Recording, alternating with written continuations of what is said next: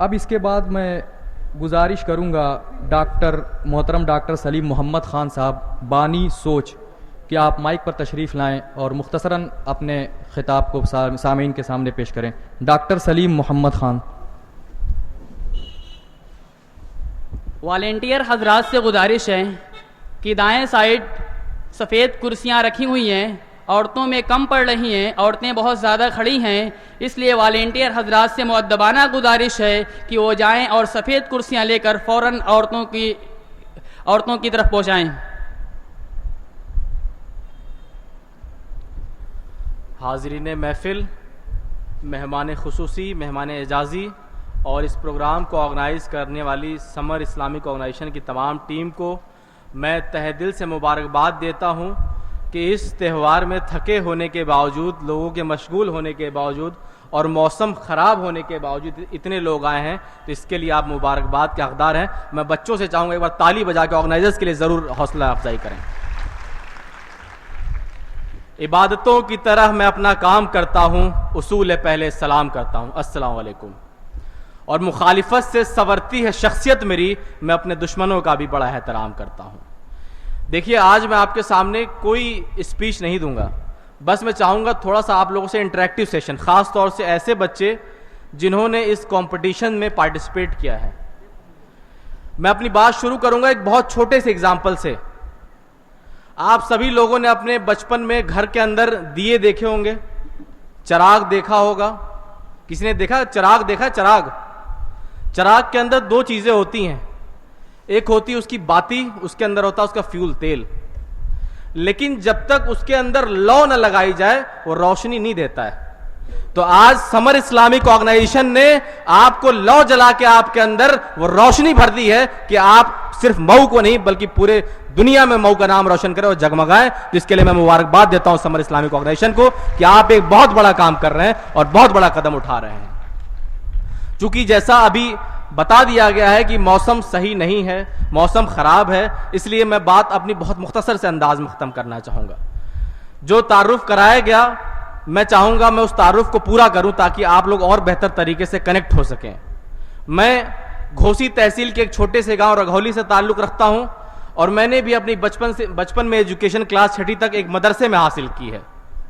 یہ بتانا اس لیے ضروری ہے کہ آج کے وقت میں بہت سارے لوگ ایسے کہتے ہیں کہ مدرسے میں ہم اپنے بچے کو نہیں پڑھائیں گے, مدرسے میں پڑھانے کے بعد وہ بچہ پچھڑ جاتا ہے, دنیاوی تعلیم میں پچھڑ جاتا ہے. ایسا نہیں ہے بھائیوں. جب آپ کی پرورش اچھی ہوگی, تعلیم اچھی ہوگی, تو وہ دین کو بھی اپنے ساتھ لے کے چلے گا اور دنیاوی تعلیم کو بھی اپنے ساتھ لے کے چلے گا. اس لیے میں چاہوں گا اگر آپ اسکول میں نہ بھیج سکیں تو کم سے کم گھر کے اندر دینی ماحول رکھیں تاکہ آپ کا بچہ جب یہاں سے نکلے تو اپنے نام کے ساتھ ساتھ اپنے دین کے ساتھ آگے بڑھے. کیونکہ دنیاوی زندگی تو یہیں ختم ہو جائے گی. جو ایک سچائی ہے زندگی کی وہ ہے موت. کلو نفس ذائقۃ الموت, موت آنا برحق ہے, تو ہمیں اس کی بھی تیاری کرنی ہے. دوسری جانب ہماری مائیں اور بہنیں بھی بیٹھی ہیں. میں اس کے لیے پروگرام کے آرگنائزرز کو اور تمام مہمان کو اس بات کی خصوصی مبارکباد دوں گا کہ آپ نے اتنے بھاری نمبرز میں, اتنے بڑی تعداد میں عورتوں کو بلایا ہے. عورتوں کی ایک خصوصیات ہوتی ہے, آپ کو پتہ ہے. گھر کے اندر اگر وہ کسی بات کو ٹھان لیں, اگر کسی بات کی ضد کو پکڑ لیں تو کروا کے مانتی ہیں.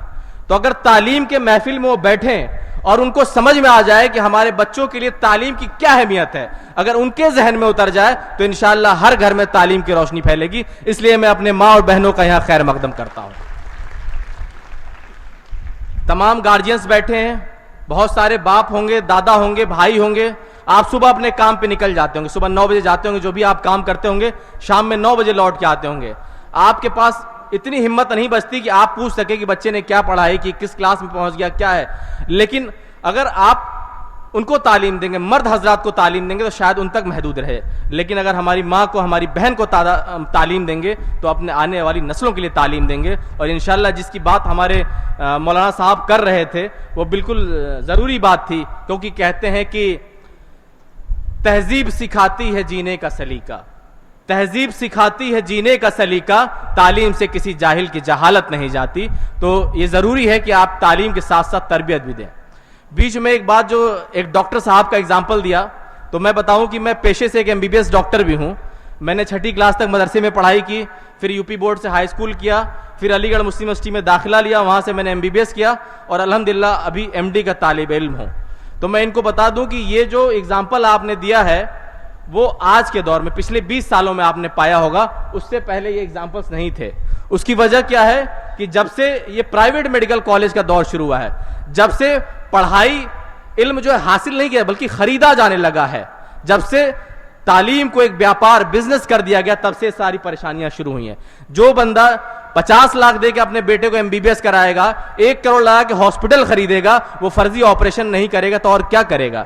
ہمارے راجنیتا یہاں بیٹھے ہیں جنہوں نے اچ سدن تک ہماری نمائندگی کی ہے, میں ان سے گزارش کروں گا کہ جب آپ دوبارہ دلی جائیں تو اس بات کے لیے خاص طور پہ غور فرمائیں کہ ایسے لوگ جو پرائیویٹ ایجوکیشن حاصل کر رہے ہیں وہ ہر جگہ مشکل پیدا کر رہے ہیں. میں آپ کو ایک چھوٹا سا اگزامپل ابھی دوں. پچھلے دنوں ایک بھرتی تھی. پہلے کیا ہوتا تھا کہ ڈاکٹروں کی جو بھرتی ہوتی تھی اس میں ڈاکٹر کم اویلیبل ہوتے تھے اور سیٹیں زیادہ ہوتی تھی, سب کو آرام سے نوکری ملتی تھی. ابھی کیا ہوا کہ جو فورن گریجویٹس یعنی 40 لاکھ روپے دے کے جو رشیا سے آ رہے ہیں, یوکرین سے آ رہے ہیں, 60 لاکھ روپے دے کے جو ایرا سے آ رہے ہیں, جو اور کالج سے آ رہے ہیں, اب ان کے پاس گھوس دینے کے بھی پیسے ہیں. تو جو نمبر آف ویکینسی تھی وہ کم رہ گئی, نمبر آف اپلیکینٹس بڑھ گئے. یعنی وہ غریب کا بچہ, ہم جیسے لوگ جو پہلی جنریشن میں پڑھ کے آئے, جو ڈاکٹر بنے ہیں, وہ گھوس نہیں دے سکتے کسی کو.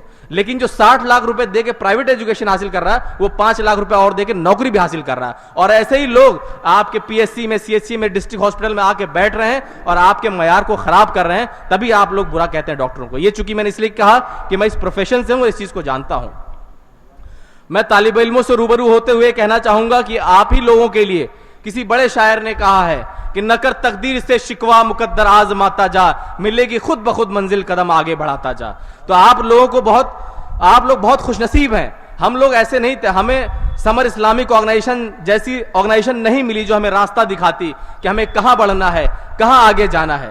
لیکن ایک جو کمی ہے, اکثر یہ لوگ کہتے ہیں خاص طور سے کہ ہمارے معاشرے میں ہمارے بچے کو موقع نہیں ملا.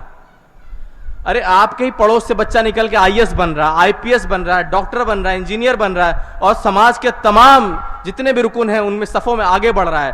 تو آپ اس بات کو کیسے ڈینائی کر سکتے ہیں جب سیم جگہ رہ کے, سیم ریسورسز کے ساتھ وہ لوگ رہ کے آگے بڑھ سکتے ہیں, تو آپ کیوں نہیں بڑھ سکتے ہیں؟ بچپن میں آپ نے ایک کہانی پڑھی ہوگی کوے کی. بچوں شاید آپ نے کوے کی کہانی پڑھی ہے. کوا آتا ہے, گھڑے میں پانی ہوتا ہے, لیکن چونچ اس کی وہاں تک نہیں پہنچ پاتی ہے. تو کیا کرتا ہے؟ ایسا نہیں کہ وہ ہار مان کے بیٹھ جاتا ہے کہ ہمارے پاس ریسورسز کی کمی, ہم پانی نہیں پا پائیں گے. وہ کیا کرتا ہے؟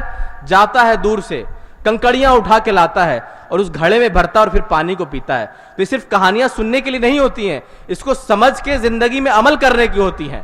کہ آپ کو یہ سمجھنا ہوگا کہ جب ایک کوا اتنی محنت کر سکتا ہے تو ہم تو اشرف المخلوقات ہیں. ہم اتنی محنت کر کے آگے کیوں نہیں بڑھ سکتے؟ ہم اس لمیٹڈ ریسورسز میں اپنے اچیومنٹس کیوں نہیں حاصل کر سکتے؟ یہ سوچنے کی ضرورت ہے. اور آپ تو اس دھرم سے, اس سماج سے تعلق رکھتے ہیں جس کی بنیاد ہی تعلیم پہ ہوئی ہے. کہا گیا ہے اقرا, پڑھو. ایک قول حدیث کا یہ بھی ہے کہ تعلیم حاصل کرنے کے لیے اگر چائنا جانا پڑے تو جاؤ.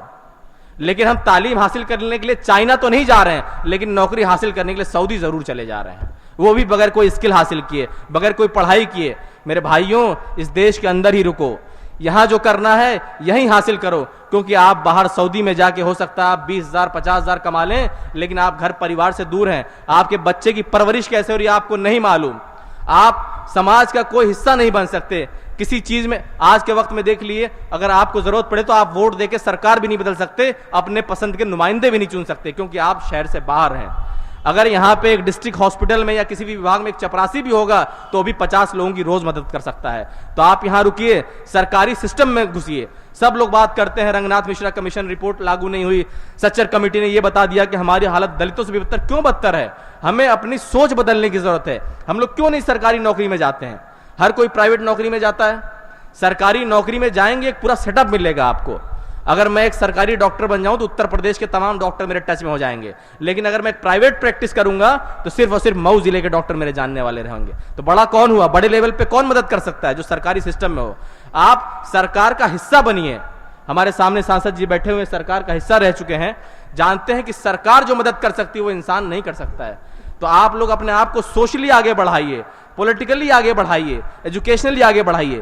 چونکہ موسم بہت خراب ہے، میں باتیں تو بہت آپ سے کرنا چاہتا تھا لیکن افسوس آج نہیں کر پایا ہوں. انشاءاللہ کبھی پھر موقع ملا تو آپ لوگوں کے بیچ بات رکھوں گا اور یہ کہوں گا کہ اپنے بچوں کو 10ویں کے بعد جو بھی سینٹرل یونیورسٹی ہیں، چاہے علی گڑھ مسلم یونیورسٹی ہے، دلی یونیورسٹی ہے، بی ایچ یو لکھنؤ، وہاں 3 دن کے لیے سے ایک بار گھومنے کے لیے ایجوکیشنل ٹور کے طور پہ لے جائیے. وہاں جائیے لے کے، وہاں آپ کے بچے موٹیویٹ ہوں گے اور انشاءاللہ جب وہاں سے موٹیویٹ ہو کے آئیں گے تو لگن سے پڑھائی کریں گے. ایک جو تجویز میں چونکہ سب لوگ بیٹھے ہیں ایک مشورہ آپ کے سامنے رکھنا چاہتا ہوں. میرے ذہن میں یہ تھا کہ ہر سال ہم لوگ بہت بڑے بڑے پروگرام کرتے ہیں، بہت سارے کمپٹیشنز میں لوگ نکل کے آتے ہیں لیکن ہم لوگ ان کا پراپر فالو اپ نہیں کر پاتے ہیں. میری گزارش یہ تھی کہ اگر آپ لوگوں کی رائے بنے تو جس طریقے سے سپر 30 چلتا ہے پٹنہ کے اندر یا اور لوگ چلاتے ہیں، ہم لوگ سپر 20 کا کانسیپٹ چلا سکتے ہیں کہ ہم لوگ ہر سال اپنے ضلع سے 5 بندے کو مئو سے، 5 مدھوبن سے، 5 گھوسی سے، 5 کوپا سلیکٹ کریں 20 بچوں کو اور 11th کلاس سے شروع کریں. جیسے ہر سال علی گڑھ مسلم یونیورسٹی میں 11th کلاس میں انٹرنس ہوتا ہے تو ان کے آنے جانے کا خرچہ ہم اٹھائیں، ان کے رہنے کا خرچہ ہم وہاں اٹھائیں، ان کے کھانے پینے کا خرچہ اٹھائیں، وہاں ان کی کوچنگ کی فیس دیں اور 20 لوگوں کو سلیکٹ کر کے وہاں کوچنگ کرائیں. پھر رزلٹ دیکھیں کہ وہ کیا آگے بڑھ پاتے ہیں نہیں. اگر آپ لوگ تھوڑی سی مدد کریں گے تو چونکہ میں ابھی علی گڑھ میں موجود ہوں اور یہ کام کرنا بہت آسان ہے تو آپ لوگ اس پہ ضرور غور فکر کریے گا اور جو بھی ہو مجھے بتائیے گا. اور میں اپنی بات اس شعر کے ساتھ ختم کروں گا جس کو میں اپنی ذاتی زندگی میں بھی عمل کرتا ہوں کہ میں لوگوں سے ملاقاتوں کے لمحے یاد رکھتا ہوں، میں باتیں بھول بھی جاؤں تو لہجے یاد رکھتا ہوں، اور سرے محفل جو نگاہیں مجھ پہ پڑتی ہیں نگاہوں کے حوالے سے وہ چہرے یاد رکھتا ہوں، اور ذرا ہٹ کے چلتا ہوں زمانے کی روایت سے کہ جن پر بوجھ میں ڈالوں وہ کندھے یاد رکھتا ہوں. بہت بہت شکریہ. جزاک اللہ خیرا واحسن الجزاء.